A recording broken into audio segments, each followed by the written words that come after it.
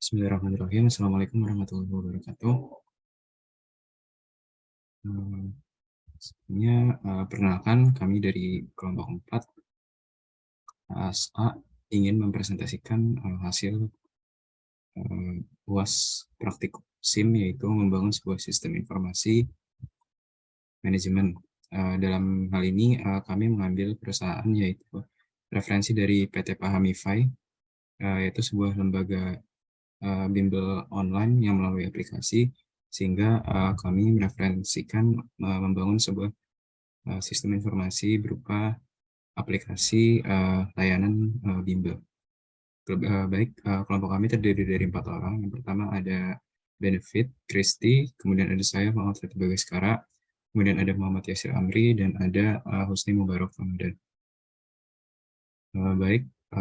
Saya akan mempresentasikan hasil kerjaan saya, yaitu bagian sistem informasi pemasaran. Jadi di sistem informasi pemasaran ini saya menggunakan modul otomasi penjualan, di mana modul otomasi penjualan ini saya membangun sebuah sistem informasi berupa layanan web yang dapat menerima permintaan, transaksi, dan juga pembelian produk paket dari pelanggan. Untuk alurnya nanti akan dijelaskan melalui flowchart dan juga Figma. Kemudian terdiri dari beberapa fitur umum, yaitu ada penerimaan pesanan, kemudian ada pengelolaan produk, ada analisis penjualan, dan ada penyimpanan akun pelanggan oleh admin. Baik, langsung saja ke flowchart-nya. Jadi yang pertama, di sini terdapat dua aktor, yaitu pelanggan dan juga admin pemasaran. Sama-sama memulai, kemudian melakukan input username dan password, kemudian akun akan diverifikasi oleh sistem. Jika setelah dicek akun tidak valid, maka untuk admin akan diminta untuk memasukkan username dan password yang valid. Kemudian untuk pengguna, jika tidak valid atau belum memiliki akun, akan diarahkan untuk membuat akun atau memasukkan username dan password yang benar. Dan selanjutnya jika valid akan berhasil masuk ke sistem informasi. Untuk admin itu dapat mengakses menu admin, kemudian untuk pelanggan dapat mengakses beranda pelanggan. Nah, di sini yang tadi akun yang telah dibuat oleh pelanggan itu dapat dikelola oleh admin, yaitu dapat menambahkan, mengubah, maupun menghapus akun pelanggan. Kemudian selanjutnya, setelah pelanggan dapat mengakses beranda, pelanggan dapat melihat produk, di mana di sini mengambil informasi dari database informasi produk, dan database informasi produk itu dikelola oleh admin. Jadi admin di sini bisa menambahkan produk, mengubah produk, dan juga menghapus data produk. Selanjutnya, setelah melihat produk, di sini pelanggan dapat memutuskan apakah ingin membeli produk atau tidak. Jika pelanggan tidak membeli produk, maka akan kembali untuk melihat detail produk lainnya. Jika iya, maka akan lanjut ke akses pemesanan oleh pelanggan. Nah, di sini setelah pelanggan memilih untuk akses pemesanan, sistem akan mengelola detail pemesanan, kemudian pelanggan akan mengonfirmasi, di mana detail pemesanan ini terdiri dari metode pembayaran, kemudian harga yang harus dibayarkan, dan juga detail produk sebelum proses konfirmasi pesanan. Nah, setelah pelanggan melihat ini, maka pelanggan dapat mengonfirmasi pesanan dan melakukan pembayaran. Kemudian sistem akan mengirimkan notifikasi pemesanan kepada admin. Admin dapat mengelola detail pemesanan, di mana di sini detail pemesanan dapat diterima ataupun ditolak oleh admin sesuai dengan apakah pelanggan sudah membayarkan sejumlah harga yang ditampilkan oleh sistem. Nah, jika pelanggan sudah melakukan konfirmasi dan pembayaran, maka di sini admin dapat mengonfirmasi pesanan pelanggan dan mengirimkan notifikasi pemesanan berhasil oleh sistem, sehingga pada akhirnya pelanggan dapat menerima akses produk yang dibeli. Nah, di sini setelah setelah pelanggan melakukan pembelian, di sini detail informasi pemesanan pembelian tadi itu akan disimpan ke dalam database sistem informasi, di mana di sini database tersebut itu dapat dikelola riwayat transaksinya oleh admin, di mana admin dapat melihat riwayat transaksi maupun menghapus riwayat transaksi. Nah, kemudian dari database ini itu akan direpresentasikan oleh sistem menjadi sebuah grafik agar dapat menganalisis hasil penjualan menjadi lebih mudah. Kemudian admin dapat melihat laporan grafik dan alur dari admin ini selesai.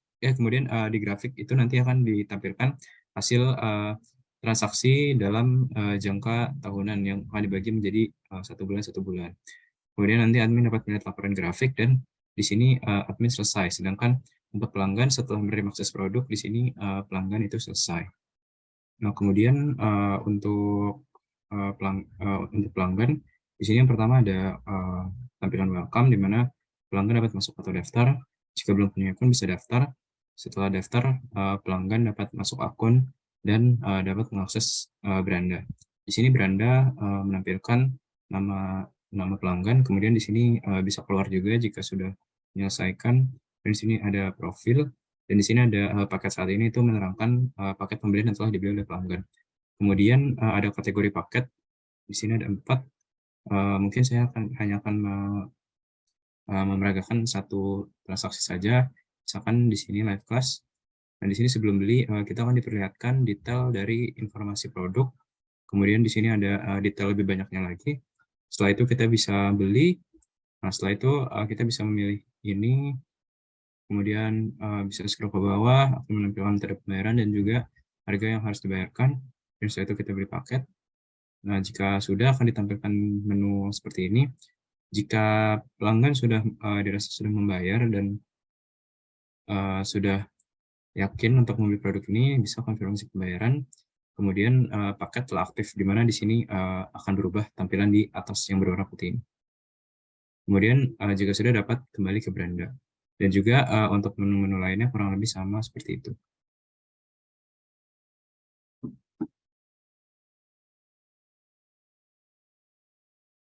Kemudian untuk adminnya, pemasaran di sini langsung ke menu masuk. Dan jika kita masuk, itu akan langsung ditampilkan menu informasi akun, di mana email, password, dan hak akses. Jika ingin keluar bisa klik ini untuk keluar. Nah, kemudian selanjutnya ada menu produk untuk admin. Di sini admin dapat dapat mengubah dan juga menghapus produk. Misalkan di sini saya menghapus produk, dan bisa juga menambahkan produk. Selanjutnya ada pemesanan. Nah, di sini untuk transaksi yang menunggu konfirmasi, berarti harus dikonfirmasi oleh admin agar prosesnya dapat berhasil. Baik, apabila ingin menghapus, di sini bisa dihapus, nanti data akan hilang. Kemudian selanjutnya di grafik, di sini data yang tadi dari pemesanan itu akan direpresentasikan oleh grafik, kemudian akan ditampilkan menu penerimaan pelanggan baru dan pembayaran lunas ada berapa.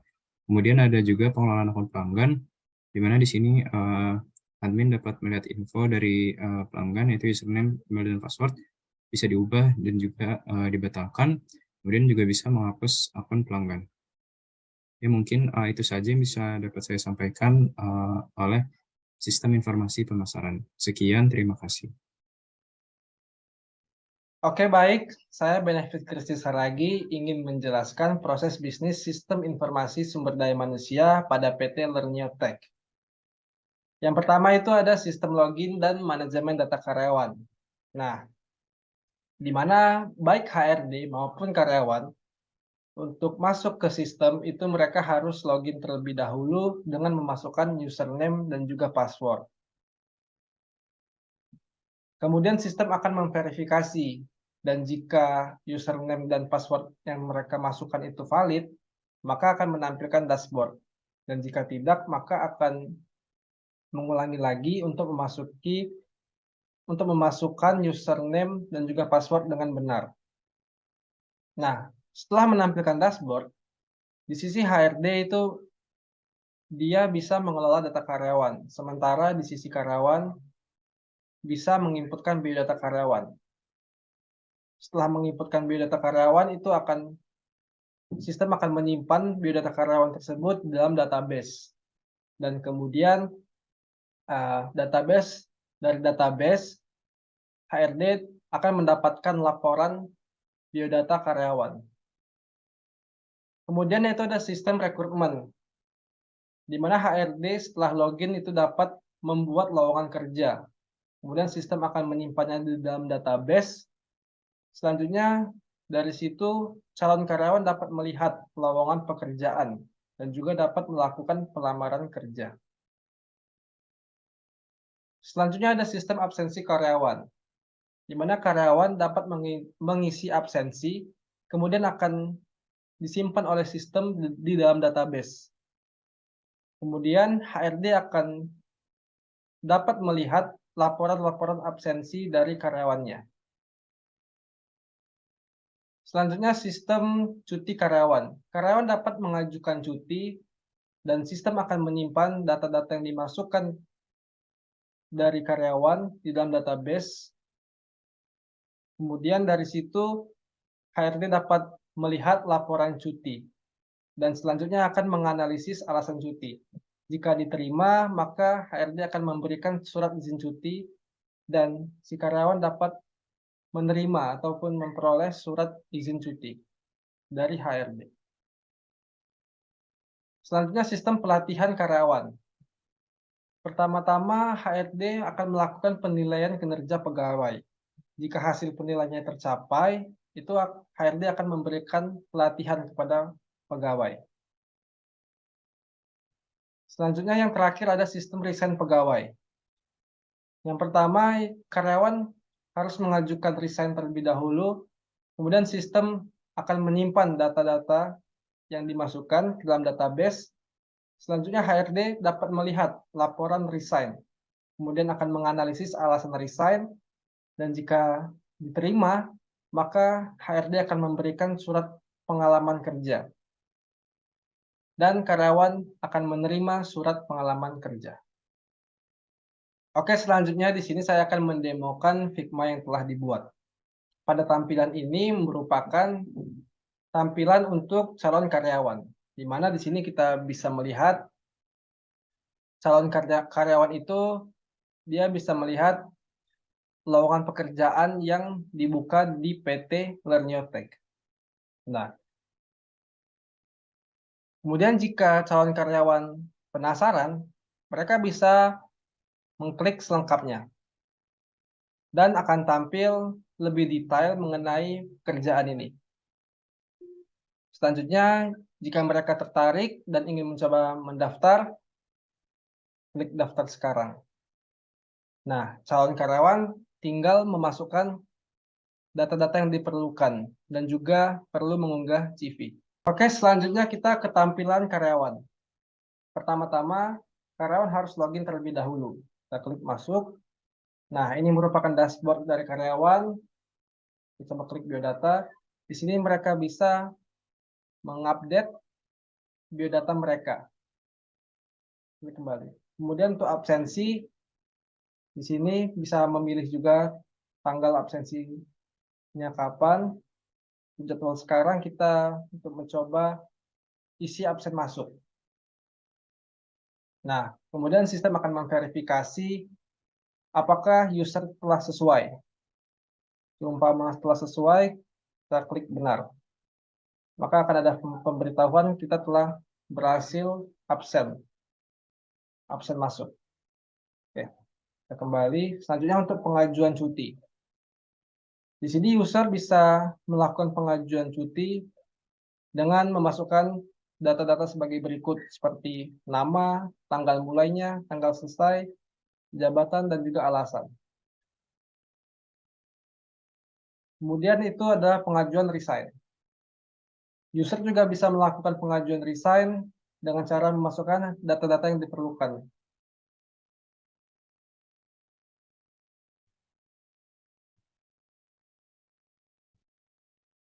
Oke, selanjutnya saya akan mendemokan tampilan untuk admin sumber daya manusia atau HR. Seperti biasa, login terlebih dahulu, kita klik masuk. Nah, ini merupakan dashboard dari HR. Yang pertama kita akan mencoba menu lowongan kerja. Di sini terdapat beberapa pekerjaan yang aktif. Pada tampilan ini juga, HR dapat melakukan ataupun membuat pekerjaan baru. Nah, HR juga dapat melihat lebih detail. Sebagai contoh pekerjaan ini, analisis bisnis strategi. Siapa saja yang mendaftarnya, kita bisa klik. Nah, dan terlihat beberapa kandidat yang ada. Selanjutnya kita ke menu karyawan. Di sini HR dapat melihat data-data dari karyawan. Di sini juga HR dapat melakukan hapus ataupun dapat detail untuk melihat lebih detail terkait data-data dari karyawan tersebut. Selanjutnya ke menu absensi. Jadi di sini juga terlihat data-data karyawan yang telah melakukan absensi. Ada statusnya hadir atau tidak hadir atau absen, sakit, dan juga cuti. Kemudian pengajuan pelatihan. Di sini HR dapat melihat pengajuan pelatihan karyawan. Dapat dilihat nama karyawannya siapa, jabatannya, dan topik, dan lain-lain. Kemudian dapat melakukan aksi seperti menerima ataupun menolak, ataupun dapat melihat lebih detail. Kemudian ada pengajuan cuti. Di sini HR dapat melihat karyawan-karyawan yang melakukan pengajuan cuti. Nah, pada tampilan ini juga HR dapat melihat alasan mereka, alasan karyawan cuti. Kita klik di sini. Sebagai contoh, ini alasannya seperti ini. Dan jika diterima, maka akan ada pemberitahuan berhasil. Selanjutnya ada pengajuan resign. Hampir sama seperti pengajuan cuti sebelumnya, di pengajuan resign ini dapat nama-nama karyawan yang telah mengajukan resign. Di sini juga HR dapat lihat alasan kenapa resign. Ini alasannya, kemudian jika diterima, maka akan ada pemberitahuan diterima. Baik, saya Husni Mubarak Ramadan. Selanjutnya akan menjelaskan tentang sistem informasi manajemen keuangan PT Lenotech. Pada perusahaan ini terdapat dua aktor, yaitu finance dan sistem. Finance atau orang keuangannya, pertama dia akan login masuk menggunakan username dan password. Kemudian sistem akan memverifikasi finance ini dan cek user. Jika tidak valid, maka akan kembali lagi diminta kembali memasukkan username dan password. Jika valid, maka akan masuk ke halaman dashboard. Selanjutnya, finance bisa membuka menu keuangan, bisa mengelola data pencatatan transaksi keuangan perusahaan ini. Kemudian, sistem menampilkan penerimaan transaksi dan pengeluaran.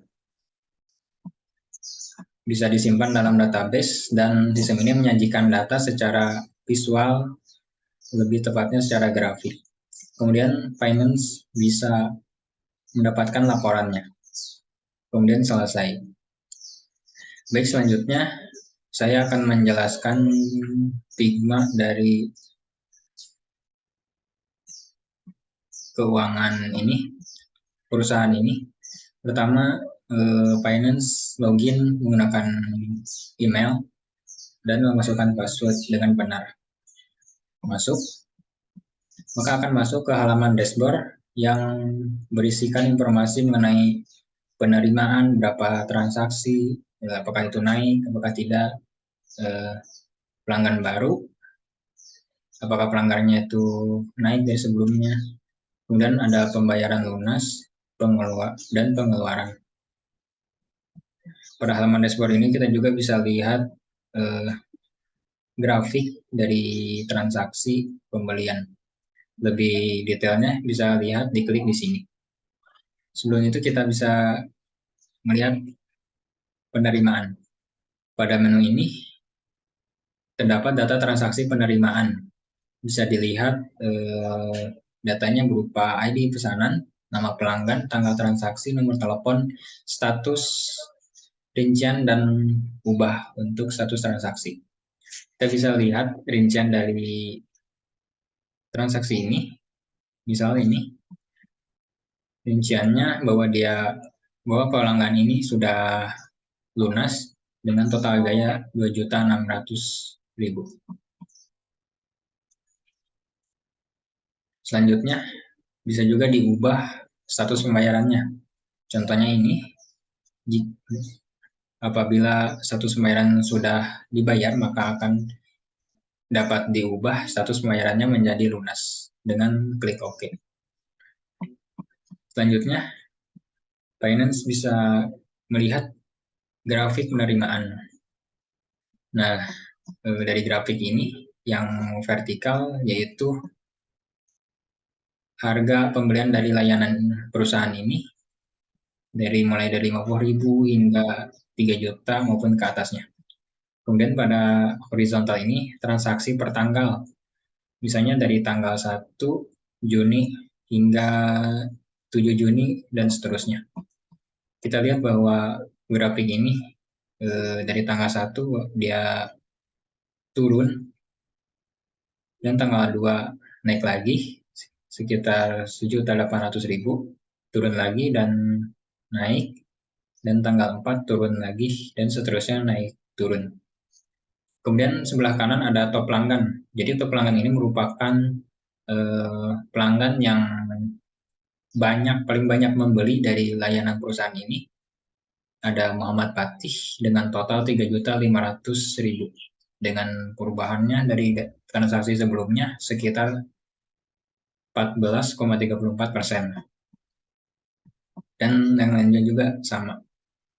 Yang merah artinya dia terdapat penurunan transaksi. Kemudian pada menu pengeluaran, data transaksi pengeluaran ini merupakan pengeluaran dari perusahaan ini dari pembelian kursus, makan siang, pembayaran tagihan, belanja buku dan lainnya, donasi. Dan jumlahnya ini sekitar 2.700.000.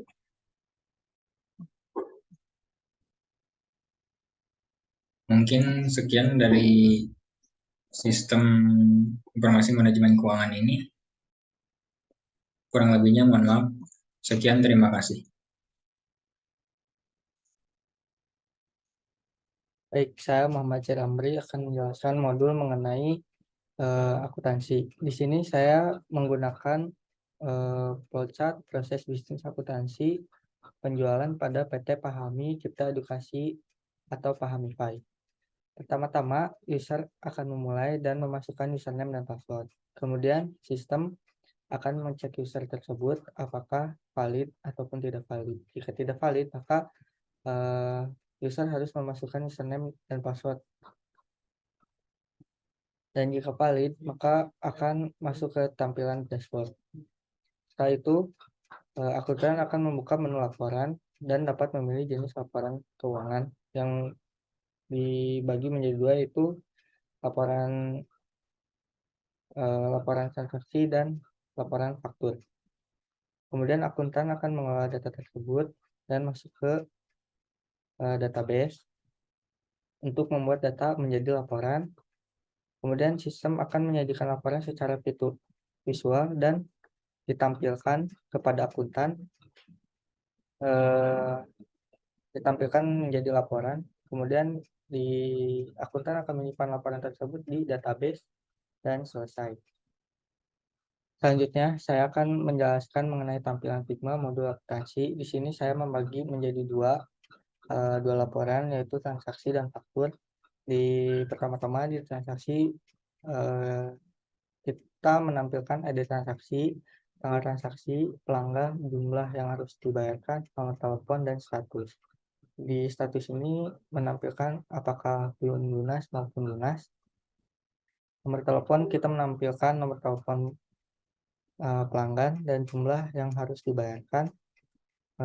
Kemudian di pelanggan kita menampilkan nama pelanggan, dan tanggal transaksi kita menampilkan tanggal transaksi tersebut, dan di ID transaksi kita menampilkan ID transaksi tersebut. Tidak hanya itu, kita bisa melihat lebih detail dengan mengklik bagian lihat detail di sini. Di lihat detail, laporan dibagi menjadi dua, yaitu detail pesanan dan detail pembayaran. Di detail pesanan, saya menampilkan ID transaksi, nama pelanggan, jumlah yang harus dibayarkan, paket belajar yang telah diambil, kemudian jurusan yang telah dipilih oleh pelanggan. Kemudian ada ID invoice. Ya, di sini saya mengambil dari nanti ditampilkan di bagian faktur. Kemudian tanggal pembayaran, ada tipe pembayaran juga. Ada referensi GoPay, status transaksi apakah lunas maupun belum lunas. Dan di detail pembayaran saya menampilkan referensi pembayaran, total biaya, PPN, dan pendapatan. Kemudian di faktur saya menampilkan ID faktur, tanggal, sini tanggal pelanggan telah membayar. Di sini saya menampilkan tanggal, merupakan tanggal bagaimana pelanggan telah membayar. Kemudian penerima dari faktur tersebut. Kemudian email, yaitu di mana nantinya faktur akan dikirimkan melalui email. Kemudian paket belajar yang telah diambil dan status selesai ataupun dibatalkan maupun tertunda. Sekian dari kelompok kami. Mohon maaf apabila ada kesalahan. Assalamualaikum warahmatullahi wabarakatuh.